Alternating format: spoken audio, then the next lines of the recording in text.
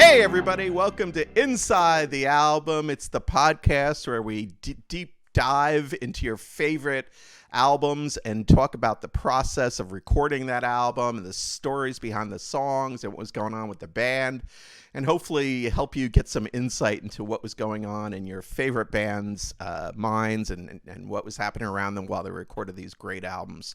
I'm Don Seckler, and that's... Hey, as it says right there, Tommy Podcast Hilkin.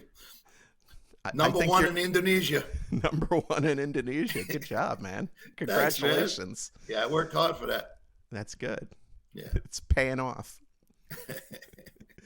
You're not kidding. So we've been doing this for a while. This is now our 30th episode. Tom. Oh, congratulations. Yeah. Congrats. Oh, man.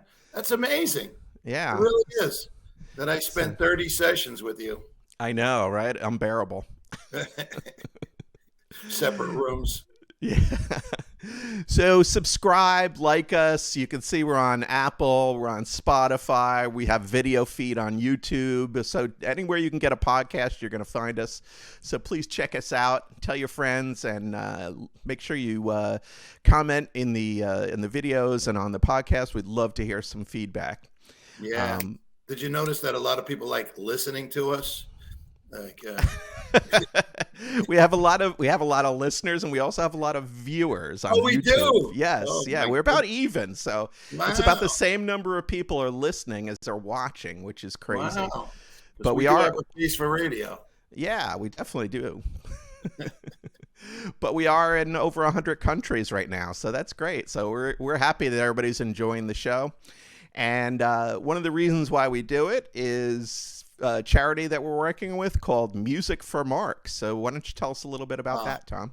Thanks for putting that up there. Yeah, it's a organization we put together where we want to bring music to the world, and the best way to do that is through kids.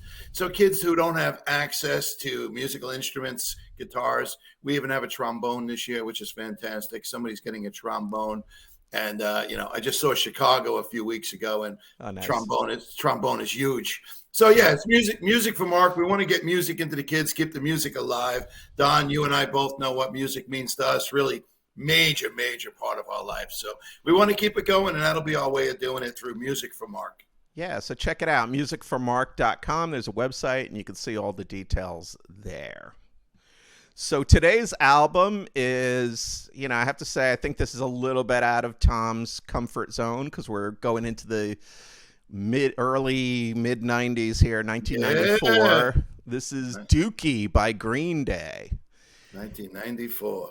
Yeah. So the band is made up. It's a threesome. Actually, these days, they play with a second guitar player on tour, and I'm not sure if he records with them or not. But at the time, the band was just a three-piece. So it's Billy Joel Armstrong, who everybody pretty much, I would think, knows, lead vocals and guitar. Mike Dirnt on bass and backing vocals. And Trey Cool, who is the drummer. But he actually plays guitar and sings on one of the songs on this record. So we'll dive into that and talk about that a little bit. So Dookie is Green Day's third record. It's their first on a major label. So they had released two albums, 39 Smooth and Kerplunk, were released on an independent label. But Dookie is the first major label release for these guys. And it came out in February of 1994. And the album was recorded in just 3 weeks during September and October of 1993.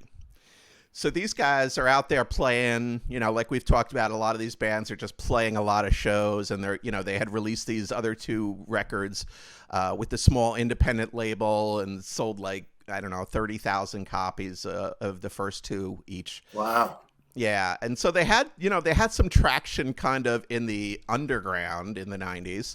But this is when they got into the major release and got the support of the record company, everything changed for them with this record. So this is kind of a pivotal record. My initial thoughts on Green Day. So, you and I are both now, unfortunately, in our 60s. Or fortunately, either way you look at it. Right. Yeah, right. That's probably a better way to look at it. We're still here. We're still here. So, when I was growing up, when I was married at this time, had two kids, two little Sure. babies, and it was so for me it was a time where I was kind of not going to shows and things like that. My initial thoughts when I saw Green Day on MTV, which is where you saw music back in 1994, where they broke a lot of music. Yeah. My initial thoughts were that Green Day was like the Sex Pistols light. I really didn't like it. I thought it was just like, they came in and they were trying to do the whole bratty teenager thing. And, the video really kind of reinforces that. They're kind of dirty, living in a kind of a beat up old house. And they're just kind of angry and nasty. And I was like, it's so cute. They're doing that, that angry Sex Pistols thing. But I wasn't totally, bought into it. But over time, I started to listen to the songs and really started to get into the band. And, down the road, they produced some more records that were great, including, a little further down, American Idiot, which I think is a really, really good record. But I've come to love them. And the other thing is that they've influenced so many bands that came after them. So all the bands that came out in like the early 2000s through 2010 or so, there was a revival of pop punk with, My Chemical Romance and Sum 41 and Good Charlotte and all these different bands along the way. And they all were influenced by Green Day. So, I think that the bands from this time that have influenced other bands the most are Green Day and Metallica. You would go to Warped Tour in the early 2000s. Every band on the bill could be covering a Green Day song. It wouldn't be a surprise to anybody. So at first I didn't like them, but now I love them. So that's where we're at with my personal take. Well, my personal take, and I'm glad you brought it up because it was going through my head last night. I was fortunate enough to be surrounded by the greatest in punk. Mm-hmm. The Ramones, the Sex Pistols, the Buzzcocks, the love that I had for that, and I realized that, punk was really not music. It was a scene, and the music was part of the scene. Right. So I couldn't put my finger on Green Day. So here, I wrote it down. And I want to tell you, I considered them polished punk, right? Polished punk. They were definitely pop punk, that's like the term that I didn't realize that I put polished punk, and then I noticed that they were really under the genre of pop punk. Yeah, wow. Yeah. And so, punk, it's like, to me, punk is do it yourself, do your own thing, do what makes you happy, Yeah. And people who say that punk has to be a guy with a mohawk and chains and a safety pin, right. That's just, then you're just putting everybody in a box. Punk is kind of just do your own thing. And the original punk bands, a lot of them weren't great musicians. They just did it. They went out there and just did their thing. Whether they could play or not didn't really matter. It was more about the energy and the effort. And, over the years, these guys have gotten probably a little bit more towards the pop side than the punk side. Yeah. But they still have a good, I think, in terms of, it's a little bit of an edge. It's not a huge edge, but they're doing their thing, so you got to respect that. Well, I have to tell you, where I do respect them, and I could bring it up here, is at the Rock and Roll Hall of Fame when the Ramones got inducted. Green Day did 3 Ramones songs. It was killer. Yeah. It was killer. Yeah. It's on YouTube. Check it out if you get a chance. Yeah, definitely. I saw that. Good. It was awesome. Yeah, I love it. I still put it on. Brings back the memories of the boys. So this time, this is 1994. So we're, the grunge wave has kind of, I don't know about crested, but it was big at this time. The top albums of the year, Soundgarden, Super Unknown, Vitalogy, Pearl Jam. Then you also had the Beastie Boys with Ill Communication, which was a huge record for them, a really good record too. On the rap side, you now had Tupac and Biggie and all these, kind of gangster rappers. So you had Ready to Die by Biggie Smalls, Notorious B.I.G. And the other album that was popular at the time was Monster by R.E.M., which is kind of a more rock record from REM. You know, Yeah. REM is kind of, you know, they could be a little folky at times, but that Monster album really was kind of a little bit of a more edgy record for them. I think we have to cover that one day. Yeah, I would love to do that. Yeah, There was also a lot of popular stuff from like Madonna and, you know, kind of those 80s, early 90s pop stars. There was a lot of that stuff out there too. So it was quite a mix of music that was popular in 94.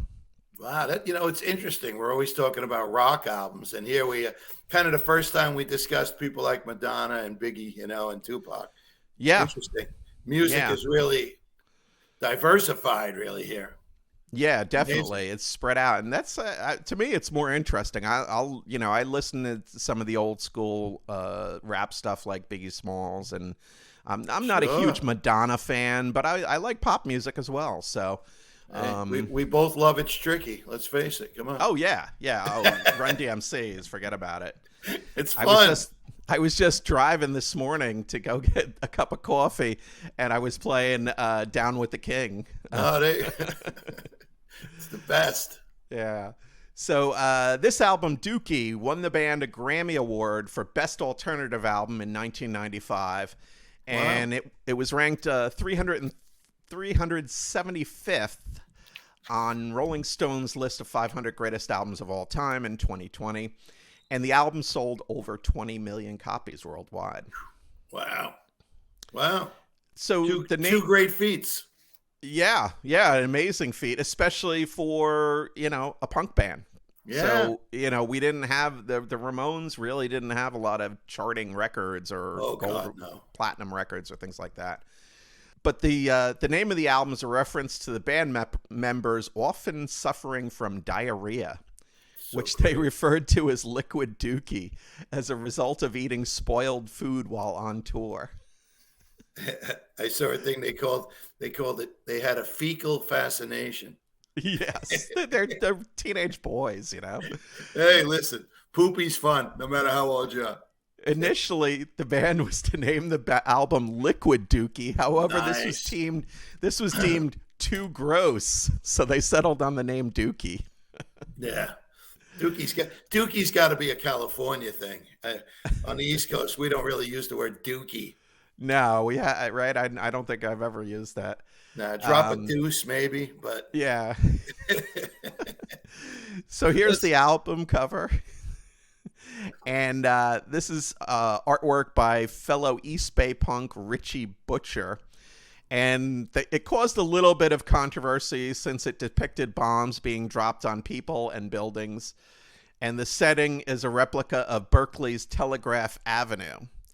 So, you know, this is where like bands like Rancid and I think Operation Ivy was in that area. So those kind of bands all hung out around this Telegraph Avenue area in Berkeley.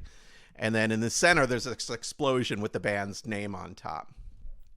It's interesting. There's a lot of characters in this album cover, but there's one that looks like Mona Lisa. And that's actually the woman from the cover on the first Black Sabbath album. Oh, wow. And then also AC/DC's guitarist Angus Young is also in the cartoon. Interesting. When these guys, before they got signed, they were had interest from a bunch of record labels. They had their first two albums actually had some popular songs on them that were kind of catching a buzz. And so they were trying to get signed by Sony, Warner Brothers, Geffen, and Interscope. So all the big labels were after them. And representatives of the labels tried to entice the band to sign by inviting them to meals to discuss a deal. And one guy even invited them to Disneyland. But Green Day declined all the advances, and Billy Joe said that the labels were just looking for something that looked like the next grunge band. So he didn't want to go out and sound like a second or third rate Nirvana or Soundgarden, and so they didn't really kind of think that they fit in with what these labels were saying. Well, at least they stuck to their guns, right?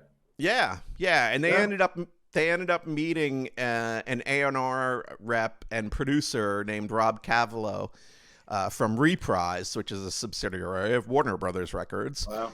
And after showcasing him 40 minutes of Beatles covers, he picked up his own guitar and jammed with them. So they were also further impressed with his work and with the fellow Californian band called the Muffs, and later remarked that he was the only person they could really talk to and connect with out of the record label people they talked to. Yeah, back in the day, record label meant everything. Yes, it did. All right, so let's get started. There's quite a few. The songs are super short, so I think the longest one is like 3.5 minutes. So as a result, there's 15 tracks on the record. Here's the first track off the album. This one's called Burnout. I declare I don't care no more. I'm burning up and out and growing bored in my smoke-jet boring room.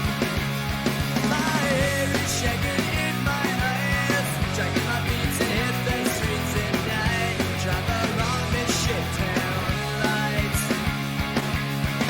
I'm not growing up, I'm just getting down, and I stepped in line to walk amongst the dead. Oh, apathy has rained on me, and now I'm feeling like a soggy dream, so close to drowning, but I don't mind. I'll live inside this mental cave, throw my emotions in the grave, and hell who gains them anywhere. I'm not growing up, I'm just getting down, and I stepped in line to walk amongst the dead. I'm not growing up, I'm just getting down, and I stepped in line to walk amongst the dead. All right, so this track, it's it's just a speedy kind of rapid kind of pace, and it's just centered around this main character's feelings of general apathy towards life. So, it's that kind of that punk, hey, I hate everything, everything sucks, there's nothing good. I still feel that. So I like this one. I mean, it's not my favorite on the album, but it's, it's kind of got that kind of Ramones-y feeling to it, right? Well, I was just going to say to you, I love power trios. I always have.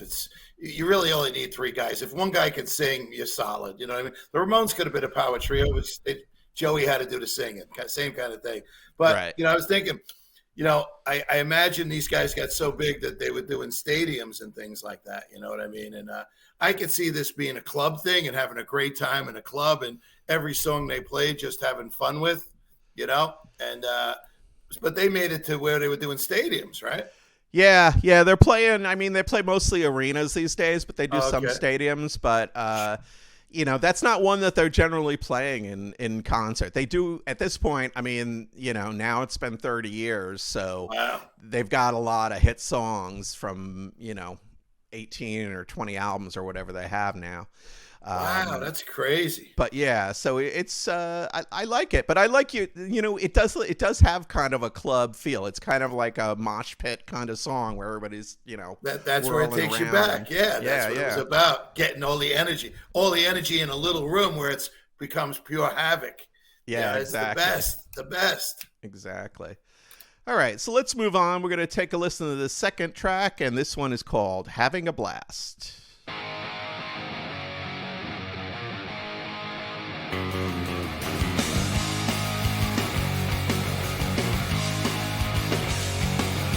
Take it, all you down with me. Motion touch, I took my spine. Nothing's gonna change my mind. I won't listen to anyone's last words. There's nothing left for you to say. Soon you'll be dead anyway. Well, no one here is getting out alive. This time I've really lost my mind and I don't care. So close your eyes and get yourself goodbye, and think about the times you spent and what they meant.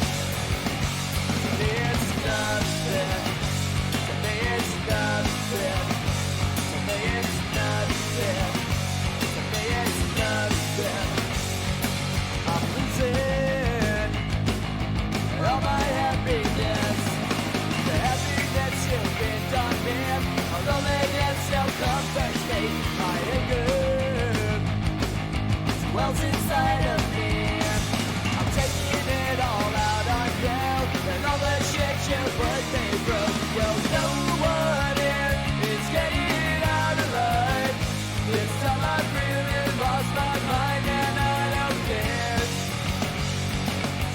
Close your eyes and get yourself goodbye, and think about the times we spent and what they've been.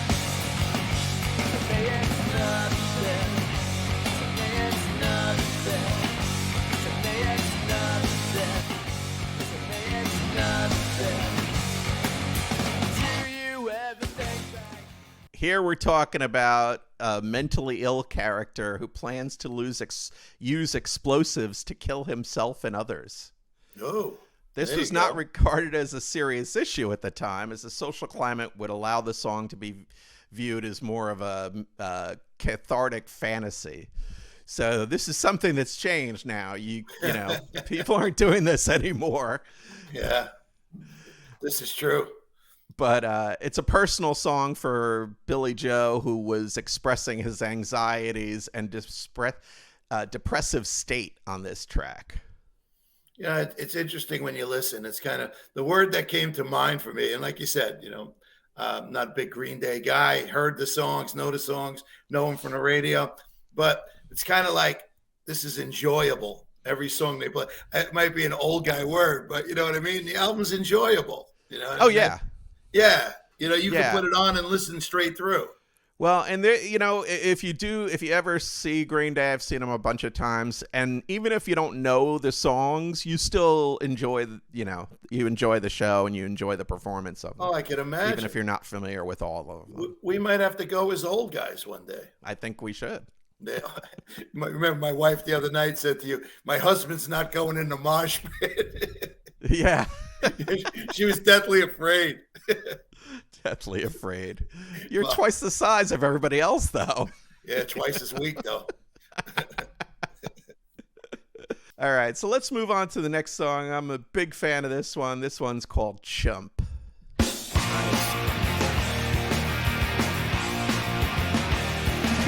Nice riff, right? But I think I hate you. You're the reason for my misery. Stranger, you become my biggest enemy, and I never even seen your face. Well, maybe it's just jealousy and mix it up with a bottom mind. Or sometimes it doesn't make much sense. But maybe I'm just dumb. Yeah, the cloud hanging out over my head. Hell comes crashing down what's in my face. Magic man, egocentric plastic man. Yeah, you still got one over on me. But maybe it's just jealousy and mix it up with a lot of mine. A circumstance that doesn't make much sense. Or maybe I'm just dumb. So this song was about a boyfriend of a girl that Billy Joe liked.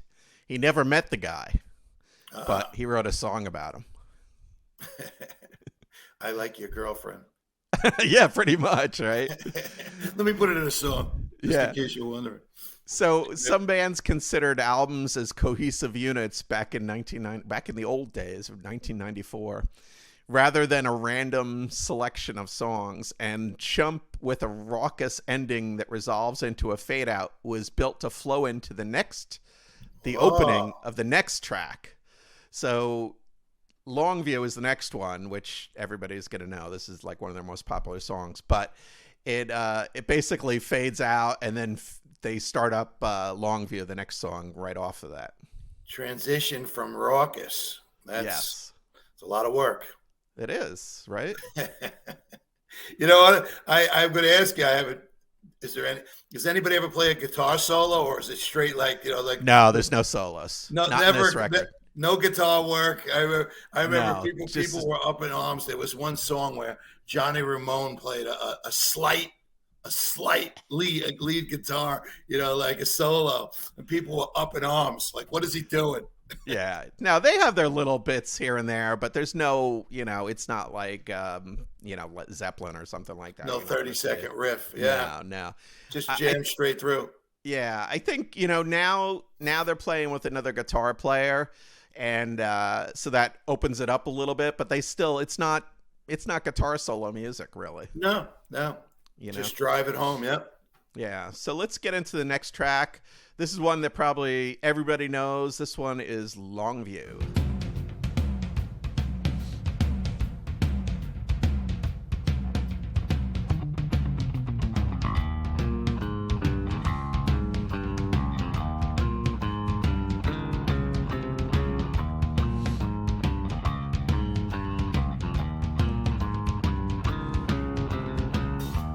Sit around and watch the tube, but nothing's on. I changed the channels for an hour or two. Twit all my thumbs just for a bit. I'm sick of all the same old shit. In a house with unlocked doors, and I'm fucking lazy. Bite my lip and close my eyes. Take me away to paradise. I'm done and bored. I'm gonna wear blinds and I smell like shit.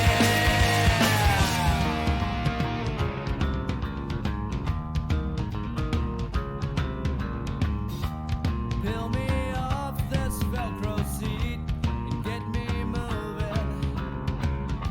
I sure as hell can't do it by myself.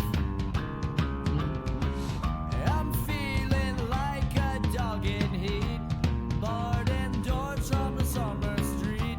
I locked the door to my own cell and I lost a can. Bite my lip and close my eyes. Take me away to paradise. I'm done and bored. I'm gonna wear blinds and I smell like shit. I got no motivation. Where is my motivation? No time for the motivation. Smoking my inspiration.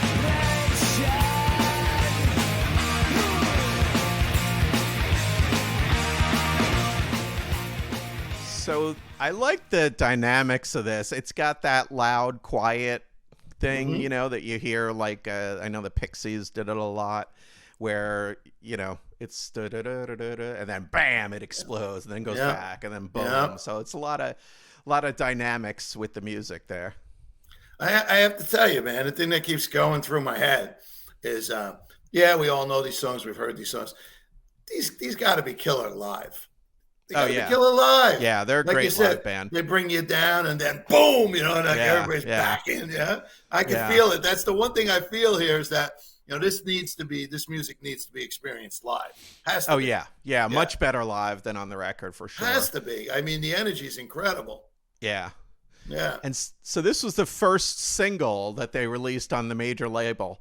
And it actually wasn't a hit at the time, but their next single, Basket Case, is what really got them launched into real big popularity.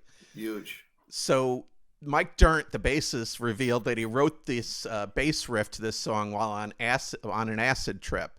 Wow. So the next day, a sober Mike, along with Billy Joe, had a hard time remembering the riff they liked so much the night before. It's great.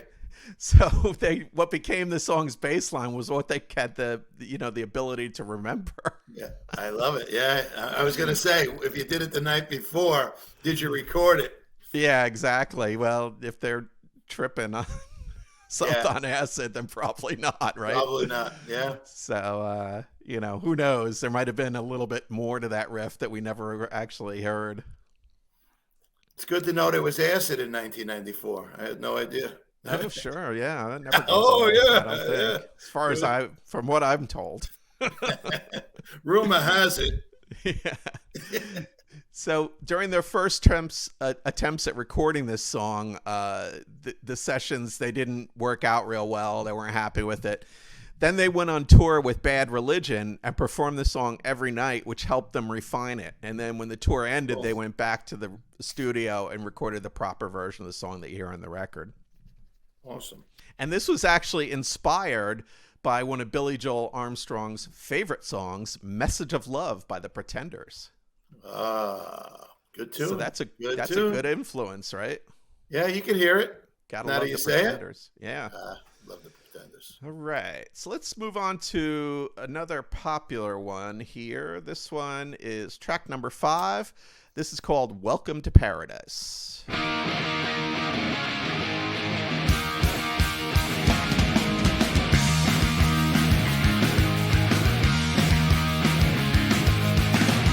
Mother, can you hear me whining? It's been 3 whole weeks since that I have left your room. This sudden fear has left me trembling. 'Cause now it seems that I am out here on my own, and I'm feeling so alone. Learn to turn to the bright streets and the broken homes. Some call it sun, some call it nights. I wanna take you through a wasteland I like to call my own. Welcome to paradise. So this one again is really one of their most popular songs, I think, still to this day. And Billy Joe and Mike Dirnt wrote the lyrics to this song about a slum in Oakland where they lived together for a while as teenagers. They had a band at the time called Sweet Children. And Billy Joe said it's about West Oakland, living in a warehouse with a lot of people, a bunch of artists and musicians, punks, whatever, all just lived and up and down, and bums and junkies and thugs, gang members. And it's not a place you'd want to be walking around at night, but it was a neat little neat warehouse where they were playing basketball and stuff. So basically, I don't know, like a squatter thing, it sounds like, right? Now they open up a warehouse, you throw down a mattress, home. Yeah. Have you done that? Yeah. You know what's interesting about this band to me is what carries his distinct voice. Right? Yeah. Right. Yeah. No one else sounds like him. Sometimes you say, "Oh, the band," no one sounds like them, especially vocally. Yeah, they're super tight musically too. They're all great musicians. The drumming is frenetic but on point every time. Yeah, I like it. Right? I agree with you. Yeah. It's actually like the drum is actually being used as an instrument and not just so much for timing, Right. It has its role in the band. It's great. Yeah. So this song was actually first released on the 1992 record Kerplunk. So this was on the independent label Lookout Records. And when the band signed to the major label and cut the album Dookie, then they re-recorded it and included it on the album. I love Kerplunk. Kerplunk. The game. It's a great game. Great game. Back from my childhood, my youth. From your youth? My youth. So the drummer, Trey Cool, wrote the guitar riff for this song, and Billy Joe wrote the drums. So in the early days, they used to just switch positions and play the other's instrument. What a great way to go about it, right? That changes things up. I love that. Oh, yeah, fun. It's great. And Trey Cool, the drummer, said, it's like everything sucks, but we're having fun anyway. We'll look you in the eye and smile, even if horrible things are happening. So, it's kind of like an ironic welcome to paradise, but they're, they may be in a shit situation, but they're keeping a smile on their face about it. Yeah, excuse me for not knowing this, but is Trey Cool his real name? I don't think so. Yeah. I don't know. We'd have to ask Mr. and Mrs. Cool. It's 3 cool. It's 3 times cool, Trey Cool. Yeah, right. I guess. I'm sure. I don't know for a fact, but I can't imagine that's his birth name. His brother, Solo Cool. Solo Cool. Kind of cool. There you go. All right. We totally digress, as we say. We digress every episode. We got it. We got to. All right. So let's go on to track number 6. This is called Pulling Teeth.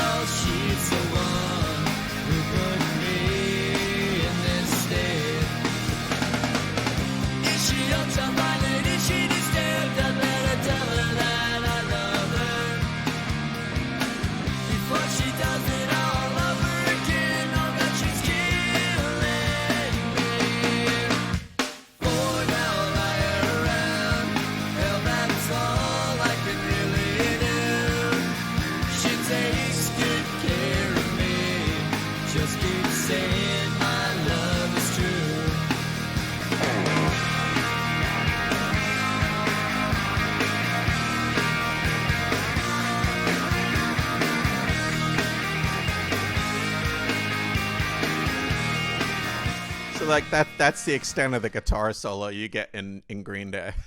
Yeah, Right it's there. you know, I'm Just playing the melody line, really, right? yeah, repeating it over. And I'm just thinking here, it's like we often say when we do our podcast, you know, hey, it's rock and roll, right? So this just took me back to like the Dave Clark Five. You know, Yeah, like it's very yeah. old school poppy, right? Very old school poppy, just punked it up a bit, but it's still the same thing we always talk about. It's rock and roll, right? Of course. Yeah, it's amazing. So this song is actually, it's a tongue-in-cheek look at an abusive relationship. So Billy Joel wrote it around an inside joke that the band had with bassist Mike Dirnt after he was sent to the emergency room for injuries resulting from a pillow fight with his girlfriend at the time. Around the time of Kerplunk, they were at a friend's house having a pillow fight. Mike ran around a corner and hit his head on a low ceiling beam, and he fell backwards and broke both his elbows. Oh. So it's about a woman who's abusive to a guy, basically. Is he the drummer? Or? No, he's the bass player. Wow, that's right. Cool as the drummer. Yeah, Trey Cool is the drummer.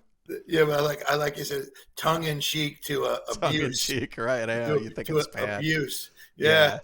Now, like you said, you couldn't even think of saying that now. No, you wouldn't do that these days. But no tongue in cheek. The title itself is a further play on an inside joke. Metallica had a song on their first record, Kill 'Em All, called Anesthesia Pulling Teeth. Mike's girlfriend, who the song is loosely based on, her name was Anastasia. So they kept the pulling teeth from the Metallica track for the title. There you go. That works. And Mike eventually married that girl in 1996. They had a child with her, and they have since divorced. Oh, way to bring it all down, Don. Well, but he stopped getting the beatings, so. This is true. Now the kid gets them. the pillow fight beatings. Go save your kid. Yeah. All right. So we're going to move on to another song. And this may be Green Day's most popular song, I would think. It's probably their most popular one from the old days. But this is called Basket Case. Do you have the time to listen to me whine about nothing and everything all at once? Okay. I am one of those melodramatic fools, neurotic to the bone, no doubt about it. Sometimes I give myself the creeps. Sometimes my mind plays tricks on me. It all keeps adding up. I think I'm cracking up. Am I just paranoid? Am I just up? I went to a shrink to analyze my dreams.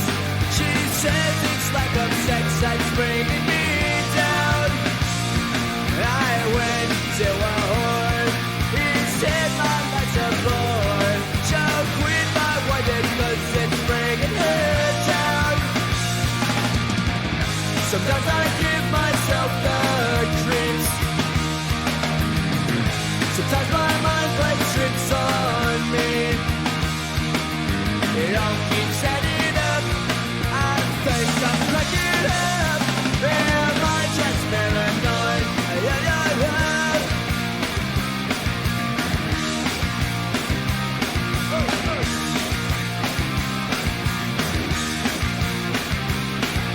Grasping to control, so I better hold on.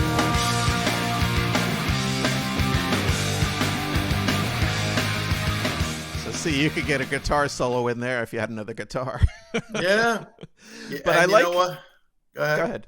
Go ahead. No, I was gonna say this song defines pop punk. Yeah, it really does. This is the kind one of that the you would start play. of it. Yeah. Yeah, it really is. And the thing I love about Green Day is they keep that bass because there's no second guitar. It's Right. it's that having that bass nice and loud, and it's very it's like a second guitar almost the way they use it. Well, the only reason I can think about it, is like ZZ Top, Dusty always had to play along. He played leads on bass. Dee Ramone, same thing. Dee. Yeah, you got to step it up on bass when there's a hole, because there's a hole there almost, right? Well, if you ever watched Dee play, man, he was an animal. He never stopped playing, never. Yeah. And it was funny. I forget what show was it? A show in the 2000s or something. And they were talking about the White Stripes, who was just Jack White and Meg White, right? Guitar and drums. And it was teenagers, and they're going, White Stripes. Get a bass player. Come on. Like, stop being so pretentious. There you go. Just put a little bottom in there, will you? Yeah. So this song is about anxiety attacks and feeling that you're going crazy. And so lead singer Billy Joe Armstrong suffered from various panic disorders when he was growing up. He would sometimes wake in the middle of the night and with a panic attack and walk around his neighborhood to settle down. So Basket Case was a cathartic and personal song for him, and the only way he knew how to deal with it was to write a song about it. So it's a whole thing about paranoia, and compares the condition of paranoia to being stoned. And of course, the band's name is Green Day, which is a weed reference. No wonder these guys are so paranoid. Yeah. Now I get it. Basket Case was the third single from the album following Longview and Welcome to Paradise. And it really was their breakout hit, getting airplay on rock, top 40, and alternative radio stations. Blasting right into the verse at the beginning of the song was something that set it apart. Simplicity was really a hallmark of the Dookie album. It's very straightforward, cut and dried, three guys banging away. And while omitting an intro made little marketing sense. So they were saying that, the radio stations couldn't have the DJ talk up the song over the intro because right away the lyrics are coming in. Oh, there you go. But Trey Cool said that talking about the first Beatles album, Please Please Me, was an influence on Dookie, since many of those early Beatles songs just got right into it. So that's interesting too, that they, maybe the farthest thing from the Beatles, punk band is actually influenced by them. But we saw that with like the Ramones, where they were influenced by the Beach Boys, right? And Ronnie Spector. Yeah. Yeah. So they loved all that stuff. Even though the influences really don't make a sense as a connection, when you start to hear them, you go, oh, wow. I didn't realize that, but here's a little bit of influence from the Beatles and Green Day. Yeah, it's like I said to you, we say it all the time. No matter where it goes, it circles back to rock and roll, right? Chuck Berry, it goes over Little Richard. Think about it. Little Richard led to the Beatles, and the woo. We always talk about what everybody did along the way, and it just continues to grow with it. And then you have to become something that stands out. You have to go a little bit, left of center and find your way. Right. But right. You can't just re-record old Little Richard songs. You got to take a piece of it and use it in something new, And then it becomes you. Yep. Yeah. That's but how it works. Keith Richards always said that no matter what, people arguing over songs and everything, it's just so many chords that you can possibly play that it becomes a song. It's right. Yeah. There's so many variations. There's only a handful of notes. Yeah. Especially in rock and roll. Yeah. All right, let's move on to the next track. This one is called She, and this is a really great song too, so let's take a listen.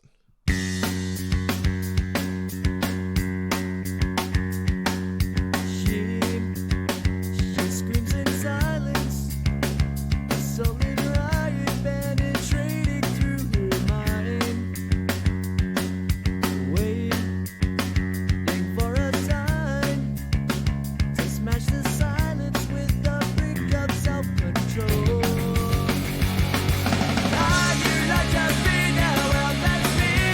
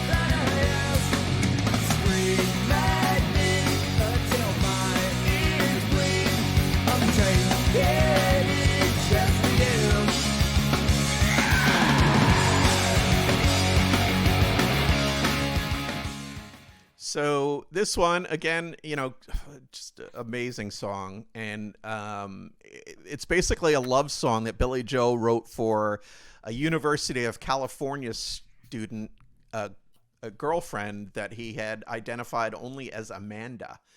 And they first met at a club where they used to play a lot as young punks before they got signed to the major label. And shortly after that, Billy Joe dropped out of high school. And Amanda was an ardent feminist, and that really enthralled him as a young punk rock singer. Fell in love with that feminist. There you go. And he said, she gave me an education that I think was very timely for me. I was just a dumb kid, high school dropout. She was telling me about the way women have been objectified for so many years, and he was just kind of soaking it in and listening. And so, I think, again, it's good, too, as a punk band that there's some kind of positivity around women, because a lot of times you don't hear that in punk music. But, it's interesting the way these things come together. Sound like Jackie is a punk. You know what I mean? But in this song, classic riff, just classic. It's classic rock and roll riff throughout. Yeah. Beautiful. All right. So let's move on. This next one is number 9. This is called, hold on one second. That's a great song. One of my favorites. This one's number 9.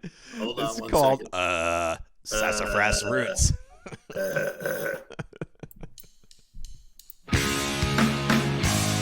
That's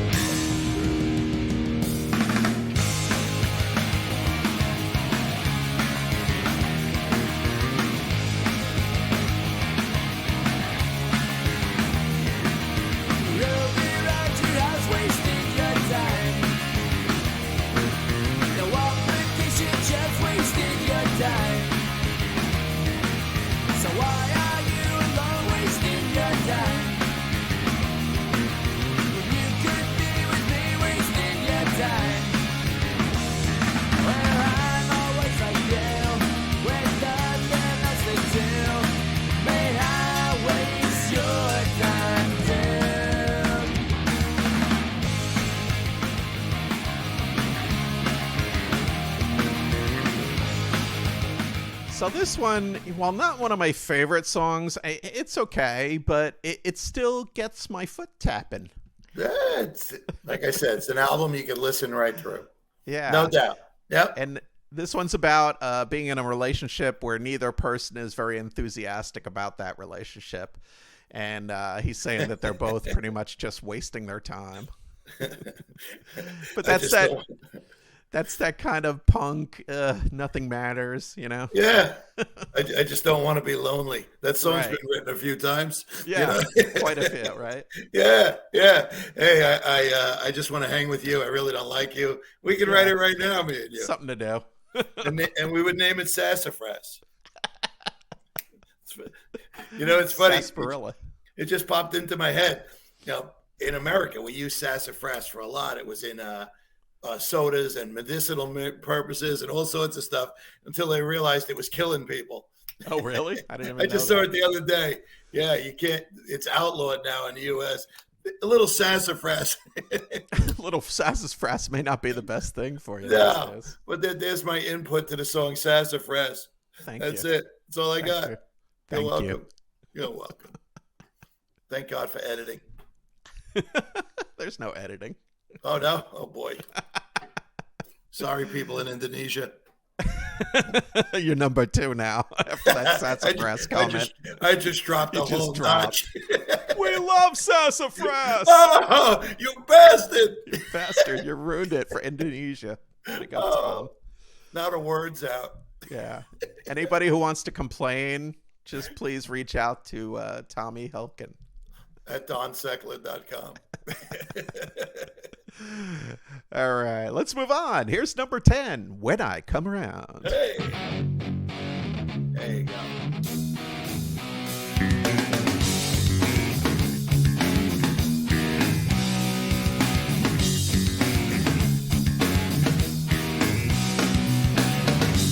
Well, I heard you crying loud all the way across town.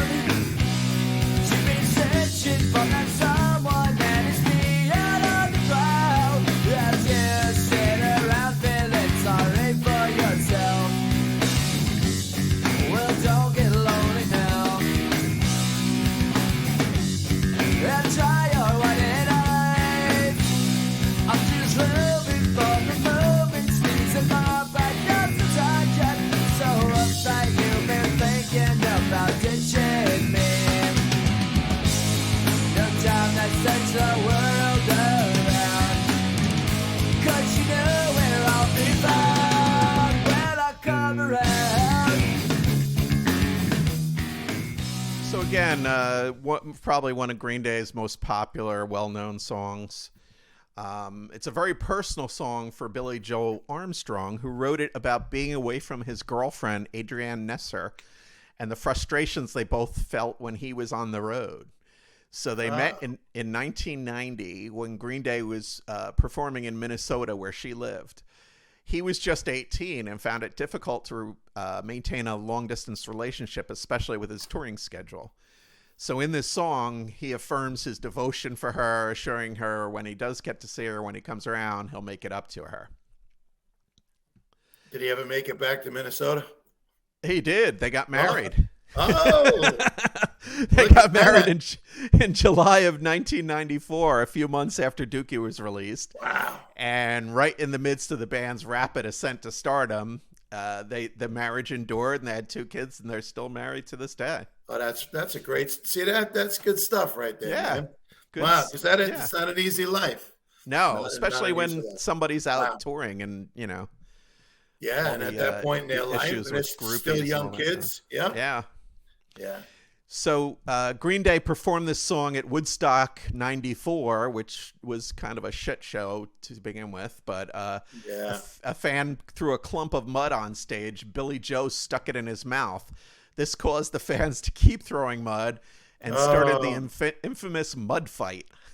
Oh, A security guard, in a rush to get fans off the stage, accidentally slammed bassist Mike Dirnt into an amplifier, causing injuries to his arm and 3 of his teeth.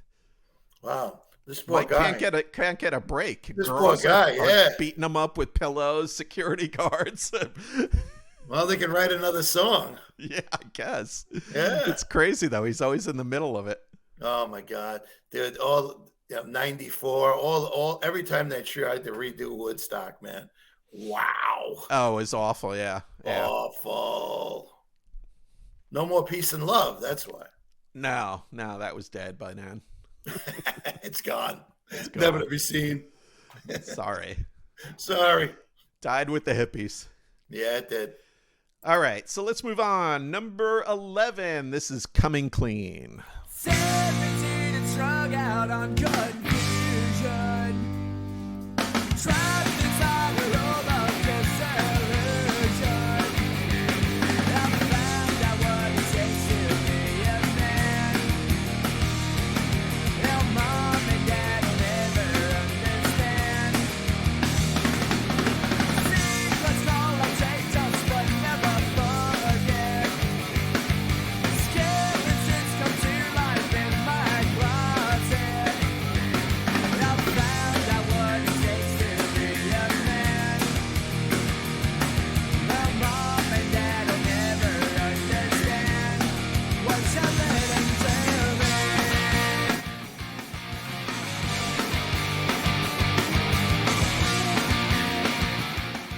So this one, again, I'm okay. It's not one of my favorites on the album, but a decent song. Billy Joe was talking about, the song is about him coming out of the closet. He said, I always thought that I've been bisexual. He said this in 1995, but he said it's mostly what was in his head. Like, he never had or wanted a relationship with another man, but it's something that came up as a struggle in him, especially when he was about 16 or 17. In high school, people think you have to be so macho. People get attacked just because someone insinuates something about their sexuality. And he said, I think that's gruesome. So, I mean, who knows? He maybe was bisexual, or maybe is. I don't know. But I think it's more about kind of the way people treat people who are different than them. Yeah, it's the old adage of being bisexual. It's like all the sex I ever got, I had to buy. Thank you. Thank you. I'll be here all week. Boom. And don't All put that right. up there as a clip. Yeah. Gotten a glimpse into Tommy's show. So. There we go. I just dropped the number 3 in Indonesia. How does that one go over with the kids? Hey, kids.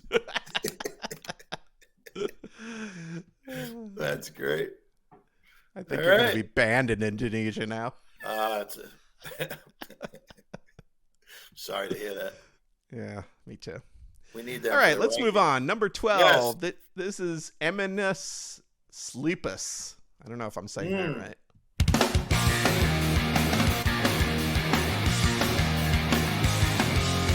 I saw my friend the other day, and I don't know exactly just what he became.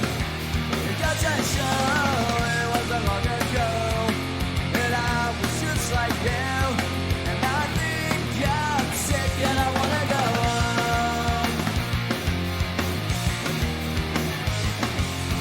How have I been? How have you been? It's been so long. What have you done with all your time? And what went wrong? I knew you back when, and you knew me. And I think you're sick, and I wanna go home. So a lot of these songs, this one's a minute 43. The one previous is a minute 34. So they kind of are that, short and fast kind of old school punkish. Yep. I hear a little Pretenders in there. Yeah, a little bit. I think, and I think they're, like we said before, Billy Joel's really loved the Pretenders. So I think you hear a lot of that influence here. Yeah, you can hear it. Yep. This one was written by Mike Dirnt and is about two old friends that met by chance, and the narrator realizes that they both changed a lot as people. So it's kind of thoughtful, for young kids. Because at this point, these guys are teenagers still, I believe, or early 20s at the latest. Wow. So, interesting. Yeah, it works. Like I said, start to finish, you can keep it all on. Yeah. All right, let's jump on to the next one. This one is number 13. This is called In the End.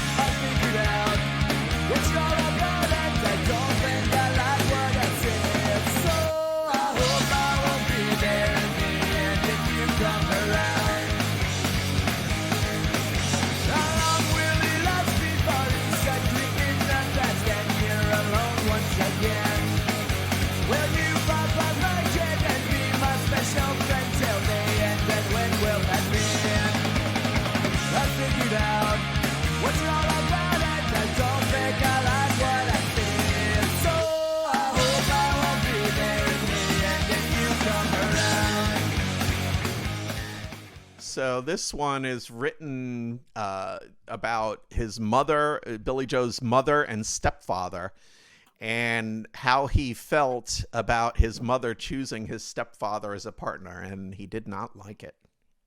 Wow. Well, that's a tough part of life for everybody. Yeah, it can be challenging. I thought In the End was about the bisexuality. You never know. Could be that too. All right. So let's listen to number 14. This is FOD. Nice. Or not. It's been for quite some time. It's time I'm on to you. So where's the other face? The face I heard before. Your head trips boring me. Let's do the bridge we torched 2,000 times before. This time we'll blast it all to hell. I've had this burning in my guts now for so long. My belly's aching now to say. Stuck down in a rut of logic and spun. A side of you well hid. When it's all said and done, it's real and it's been fun. But was it all real fun? Let's do the bridge we torched 2,000 times before. This time we'll blast it all to hell. I've had this burning in my guts now for so long. My belly's aching now to say.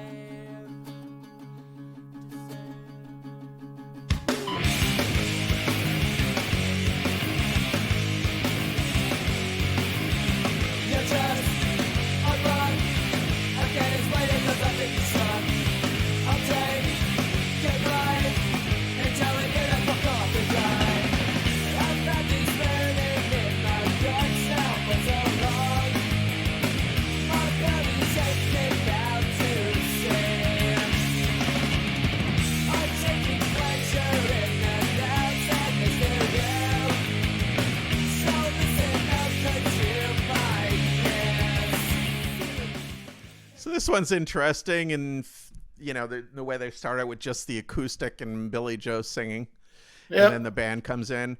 So FOD is an acronym for fuck off and die. Wow. And the theme of the song centers around the singer's grudge for another individual and wishing misfortune upon them. Wow, that's not nice. They should have called it fuck off and die. They should have, right? Yeah, I mean, if you're going to go in, go all in. But they were playing this song during a free show at the Hatch Shell in Boston on September 9th in 1994. There was a crowd of about 65,000 people who showed up, and they turned unruly, and security was overwhelmed. And this is the song that they were playing at the time when they were basically taken off the stage because it was just so out of control. Well, if you got 65,000 people, you're going to need 32,000 security guards. Yeah, especially if they're all young punks. Right? Yeah. What are you talking about? Overwhelmed. Overwhelmed. First of all, if you're a security guard and there's 65,000 people, leave. You ain't stopping shit. No, that's true. Yeah, really, right? I mean, think about it. Yeah. That's the fun part about it, man. Just get out of there. All right, let's go on to the final track. This one is the closer. Right. This is called All By Myself.